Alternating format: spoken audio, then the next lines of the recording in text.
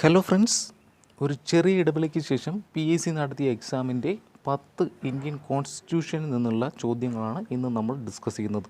ഈ ചോദ്യങ്ങൾ 4/9/2020 നടത്തിയ motor transport sub inspector police എക്സാമിൽ നിന്നുള്ള ചോദ്യങ്ങളാണ്. അപ്പോൾ ഇനി വരുന്ന SI എക്സാം, മറ്റ് അനുബന്ധ ഒരുപാട് എക്സാം ഡിഗ്രി ലെവൽ വരുന്നുണ്ട്. അപ്പോൾ ഈ ചോദ്യങ്ങളിൽ ഒരു കണ്ടിന്യൂഷൻ തന്നെ നമുക്ക് പ്രതീക്ഷിക്കാം. നമുക്ക് ചോദ്യം ഒന്ന് ഡിസ്കസ് ചെയ്യാം. ആദ്യ ചോദ്യം, article 360 of the Indian constitution deals with. Article 360 എന്തിനെക്കുറിച്ചാണ് പരാമർശിക്കുന്നത് എന്നാണ് ചോദ്യം. ഓപ്ഷൻ സി ആണ് ആൻസർ, ഫിനാൻഷ്യൽ എമർജൻസി. അപ്പോൾ PSCയുടെ സ്ഥിരം ചോദ്യം തന്നെയാണ്. അപ്പോൾ 3 അടിയന്തരാവസ്ഥ എമർജൻസീസ് ആണ് ഉള്ളത്. അപ്പോൾ ഒന്ന് ഓർക്കുക, ആർട്ടിക്കിൾ 352 പറയുന്നു ദേശീയ അടിയന്തരാവസ്ഥ. ആർട്ടിക്കിൾ 356 പറയുന്നു സംസ്ഥാന അടിയന്തരാവസ്ഥ. 360 പറയുന്നു സാമ്പത്തിക അടിയന്തരാവസ്ഥ. അപ്പോൾ ഇതിൽ 360 ഇവിടെ ചോദിച്ചിട്ടുള്ളത്. അപ്പോൾ ഓർത്തിരിക്കുക, 4 വീതം കൂട്ടി പഠിക്കുക. ആദ്യം ദേശീയ അടിയന്തരാവസ്ഥ 352, അതിനോട് 4 കൂട്ടുക, കിട്ടും 356, അത് സംസ്ഥാന അടിയന്തരാവസ്ഥ. വീണ്ടും 4 കൂട്ടുക, 360 കിട്ടും, അത് സാമ്പത്തിക അടിയന്തരാവസ്ഥ അല്ലെങ്കിൽ ഫിനാൻഷ്യൽ എമർജൻസി. ഓപ്ഷൻ സി ആണ് ആൻസർ. ഇനി ഇതിൽ ഓപ്ഷൻ ഡി, ഇലക്ഷൻ കമ്മീഷൻ, അതും PSCയുടെ സ്ഥിരം ചോദ്യമാണ്. Election commission article 324 പ്രതിപാദിച്ചിട്ടുള്ളത്. അപ്പോൾ ഇലക്ഷൻ കമ്മീഷൻ ആർട്ടിക്കിൾ 324. പിന്നെയുള്ളത് 370, അതിപ്പോൾ എടുത്ത് കളഞ്ഞിട്ടുണ്ട്. അതായത് ഓപ്ഷൻ ബിയിലുള്ളത് special status to Jammu and Kashmir, അത് ആർട്ടിക്കിൾ 370 ആയിരുന്നു, അത് ഡിലീറ്റ് ആയിട്ടുണ്ട്. അപ്പോൾ ഇതിൽ ഇത്രയും ഒന്ന് ഓർക്കുക. രണ്ടാമത്തെ ചോദ്യം, which of the following statements are true with fundamental duties mentioned in the Indian constitution. അപ്പോൾ ഫണ്ടമെൻ്റൽ ഡ്യൂട്ടീസ്, മൗലിക കർത്തവ്യങ്ങൾ, അതിനെക്കുറിച്ചിട്ടുള്ള ശരിയായത് ഏതൊക്കെയെന്നാണ് ചോദ്യം. ഓപ്ഷൻസ് നോക്കാം. It incorporated into the constitution by the 42nd constitutional amendment act of 1976. അതായത് ഇത് ഇന്ത്യൻ ഭരണഘടനയിൽ ആഡ് ചെയ്തത് 42ാം ഭേദഗതിയിലൂടെ 1976. അപ്പോൾ അത് ശരിയാണ്. അതായത് മൗലിക കർത്തവ്യങ്ങൾ ഇന്ത്യൻ ഭരണഘടനയിൽ ആഡ് ചെയ്തത് 1976, 42ാം ഭരണഘടന ഭേദഗതി. രണ്ടാമത്തെ നോക്കാം. 10 fundamental duties were included by the 42nd amendment act.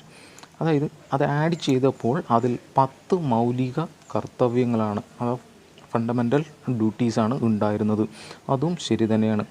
അടുത്ത് നോക്കാം. The 11th fundamental duty was incorporated by the 86th constitutional amendment act 2002. അതും ശരിയാണ്. അതായത് 2002 86ാം ഭരണഘടനാ ഭേദഗതി വഴി 11ാമത് മൗലിക കർത്തവ്യം കൂടെ ഇതിൽ ആഡ് ചെയ്തത്.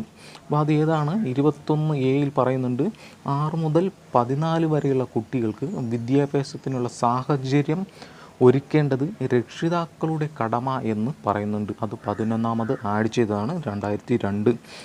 അപ്പോൾ ഇതെല്ലാം കറക്റ്റാണ്. അങ്ങനെയെങ്കിൽ കറക്റ്റായിട്ടുള്ളത് 1, 2 and 3 കറക്റ്റാണ്. ഓപ്ഷൻ ഡി ആണ് answer.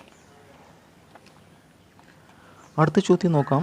In the case of death of the vice president the national flag shall be half masted. അതായത് വൈസ് പ്രസിഡൻറ്റിൻ്റെ നിര്യാതനത്തിൽ ആ ഫ്ലാഗ്, നാഷണൽ ഫ്ലാഗ്, അതിനെക്കുറിച്ചാണ് പറഞ്ഞിട്ടുള്ളത്. ത്രൂ ഔട്ട് ദ കൺട്രി, അതായത് രാജ്യം മൊത്തം പകുതിയായി താഴ്ക്കും. Throughout the Delhi the city, Delhi the only, ഡൽഹിയിൽ മാത്രമായിട്ട് പതാക ഹാഫായിട്ട് താഴ്ക്കും.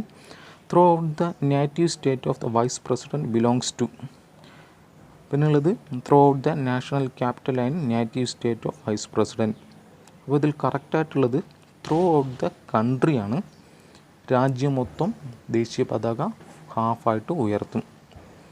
അപ്പോൾ ഓപ്ഷൻ ഡി ആണ്, ഓപ്ഷൻ എ ആണ് answer, throughout the country. അടുത്ത ചോദ്യം, which of the following statement is are not true about the status of governor of the state in India. അപ്പോൾ താഴെ തന്നിട്ടുള്ള തെറ്റായിട്ടുള്ളത് ഏതാണ്? എബൌട്ട് ഗവർണറിനെ കുറിച്ച് തെറ്റായിട്ടുള്ളത് ഏതെന്നാണ്.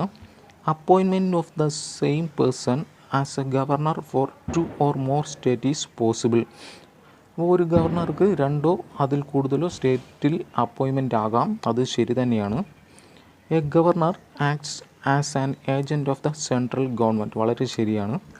അടുത്ത option C, a governor is a nominal executive head or constitutional head of the state, അതും ശരിയാണ്. Option D, the office of governor of a state is an employment under the central government, അത് തെറ്റാണ്. അങ്ങനെയെങ്കിൽ option D ആണ് ആൻസറായി വരിക. Option D ആണ് answer. Choose the false statement among the following statement. തന്നിട്ടുള്ളതിൽ തെറ്റായ സ്റ്റേറ്റ്മെൻറ്റ് ഏതാണ്? Article 31C was introduced by the 25th constitutional act which gave article 39B and 39C precedence over fundamental rights, ഒക്കെ റൈറ്റാണ്. Article 44 എന്താണ്? To protect all monuments of historic interest and national importance. എന്നാൽ ഇവിടെ ശ്രദ്ധിക്കുക, നമ്മൾ article 44 എന്താ പഠിച്ചിട്ടുള്ളത്? Union civil code, ഏകീകൃത സിവിൽ കോഡ്. അപ്പോൾ അത് തന്നെ ഓർത്തിരിക്കുക. നിലനിൽക്കുന്ന സംസ്ഥാനം ഗോവയാണ്. ആർട്ടിക്കിൾ 44 എന്താണ് പറയുന്നത്? Union civil code. അപ്പോൾ തന്നിട്ടുള്ളതിൽ ആൻസറായി വരിക ഓപ്ഷൻ ബി ആണ്, തെറ്റായിട്ടുള്ളതാണ് കൊടുത്തിട്ടുള്ളത്. ഇനി to protect all monuments of historic interest, അത് ഏത് ആർട്ടിക്കിൾ വരിക? ആർട്ടിക്കിൾ 49 അത് ഉൾപ്പെടുന്നത്. അടുത്ത ചോദ്യം, the constituent assembly of India was set up under the frame work of cabinet mission. അപ്പോൾ ഇന്ത്യൻ ഭരണഘടനാ അസംബ്ലി അത് സെറ്റപ്പ് ചെയ്തത് ഏത് മുഖേനയാണ്? ക്യാബിനറ്റ് മിഷനാണ്. ഭരണഘടനാ നിർമ്മാണ സഭ രൂപീകൃതമാകാൻ കാരണമായ ദൗത്യം ഏതാണ്? Cabinet mission. ഈ ക്യാബിനറ്റ് മിഷൻ ഇന്ത്യയിൽ വന്നതെന്നാണ് 1946 മാർച്ച് 24. അപ്പോൾ ക്യാബിനറ്റ് മിഷൻ ഇന്ത്യയിൽ വന്നു 1946 മാർച്ച് 24. അവർ അതിൻ്റെ പ്ലാൻ തയ്യാറാക്കി 1946 മെയ് 16. മാർച്ച് 24 ഇന്ത്യയിൽ വന്നു, പ്ലാൻ തയ്യാറാക്കി മെയ് 16.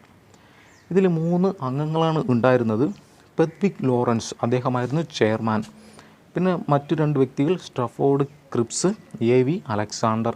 അപ്പോൾ PSCയിൽ ചോദിച്ചിട്ടുണ്ട്, 4 വ്യക്തികൾ തരും, അതിൽ കൂട്ടത്തിൽപ്പെടാത്തത്, അതായത് ഈ ക്യാബിനറ്റ് മിഷനിൽ അംഗമല്ലാത്ത ആര് എന്ന് ചോദിക്കാം. അപ്പോൾ ഓപ്ഷനിൽ സൈമൺ ഒക്കെ തരാം, കാരണം സൈമൺ കമ്മീഷനൊക്കെ ഓർത്ത് അതൊക്കെ തരാം. അപ്പോൾ 3 അംഗങ്ങളാണ് നമ്മുടെ ക്യാബിനറ്റ് മിഷനിൽ ഉണ്ടായിരുന്നത്. പെത്വിക് ലോറൻസ്, അദ്ദേഹമായിരുന്നു chairman. Stafford Cripps, AV Alexander. ഇനി വേവൽ പ്ലാൻ ഉണ്ട്. പിന്നെ നമ്മുടെ ക്യാബിനറ്റ് മിഷൻ ഇന്ത്യയിൽ വന്നപ്പോൾ ഇവിടുത്തെ വൈസ്രോയി ആരായിരുന്നു? വേവൽ പ്രഭു. അപ്പോൾ ക്യാബിനറ്റ് മിഷൻ ഇന്ത്യയിൽ വന്നപ്പോൾ വൈസ്രോയി വേവൽ പ്രഭു. ഇനി ഈ ക്യാബിനറ്റ് മിഷനെ ഇന്ത്യയിലേക്ക് അയച്ച ബ്രിട്ടീഷ് പ്രധാനമന്ത്രി ആരെന്ന് ചോദിച്ചാൽ അത് ക്ലെമൻറ്റ് ആറ്റ്ലി. അടുത്ത ചോദ്യം, choose the wrong statement among the following statements. നോക്കാം. Constituent assembly ratified the India's membership of the Commonwealth in 1949, ശരിയാണ്. The constituent assembly adopted the national flag on July 22, 1953, അത് തെറ്റാണ്. അപ്പോൾ സ്വാതന്ത്ര്യം കിട്ടിയ ആ വർഷം തന്നെ നമ്മൾ ഫ്ലാഗ് അംഗീകരിച്ചു, അതായത് ജൂലൈ 22 വർഷം 1947. അപ്പോൾ ജൂലൈ 22, 47, 1947. അപ്പോൾ ആൻസർ തന്നെ ലഭിച്ചു. ഇനി അടുത്ത നോക്കാം, ഓപ്ഷൻ സി നോക്കാം. Constituent assembly adopted the national song on ജനുവരി 24, 1950, അതും ശരിയാണ്. ജനുവരി 24 അന്ന് തന്നെയാണ് നാഷണൽ ആന്തവും ഇന്ത്യൻ ഭരണഘടന അംഗീകരിച്ചത്, ജനുവരി 24, 50.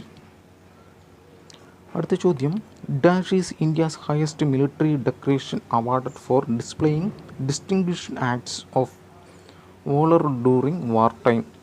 അപ്പോൾ യുദ്ധസമയത്തെ അല്ലെങ്കിൽ പരംവീര ചക്ര കൊടുക്കുന്നത് യുദ്ധത്തിലെ ഏറ്റവും മികച്ച ധീരദേശാഭിമാനിക്ക് കൊടുക്കുന്ന ഏതെന്നാണ് ചോദ്യം. ഓപ്ഷൻ ബി ആണ് ദ പരംവീർ ചക്ര. അടുത്ത ചോദ്യം, with reference to the powers of prime minister which following is are true. അപ്പോൾ പ്രധാനമന്ത്രിയെ സംബന്ധിച്ച് തന്നിട്ടുള്ള ഏതൊക്കെയാണ് ട്രൂ എന്നാണ് ചോദ്യം. He allocates and reshuffles various portfolios among the ministers. അത് ശരിയാണ്. Option B, he can ask a minister to resign or advise the president to dismiss him in case of difference in opinion. അതും ശരിയാണ്. He recommends persons who can be appointed as a ministers by the president. All the above. അപ്പോൾ തന്നിട്ടുള്ള മൂന്നും ശരി തന്നെയാണ്. അങ്ങനെയെങ്കിൽ option D ആണ് answer. The maximum membership of Rajya Sabha is limited to. Option A 250. അപ്പോൾ രാജ്യസഭയിലെ മാക്സിമം അംഗങ്ങൾ 250. എന്നാൽ ലോക്സഭയിലെ ചോദിച്ചാൽ 552. ലോക്സഭ 552. ഇപ്പോഴുള്ള ലോക്സഭാ അംഗങ്ങളുടെ എണ്ണം ചോദിച്ചാൽ 545. അപ്പോൾ ഇത്രയുമാണ് ചോദ്യങ്ങൾ.